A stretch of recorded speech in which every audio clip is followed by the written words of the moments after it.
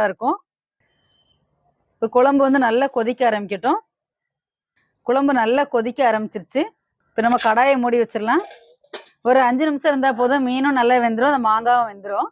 அப்புறமா இறக்கி வச்சிடலாம். இப்போ 5 நிமிஷம் ஆயிடுச்சு. நம்ம திறந்து பார்த்துடலாம். மீன்லாம் சூப்பராக வெந்துருச்சு.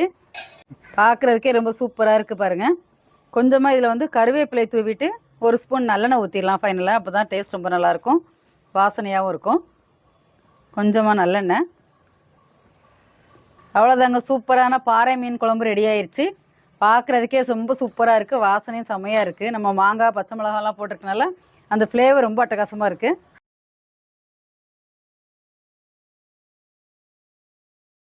இப்போ பாறை மீன் குழம்பு எப்படி இருக்குன்னு நம்ம சாப்பிட்டு பார்த்துடலாம்.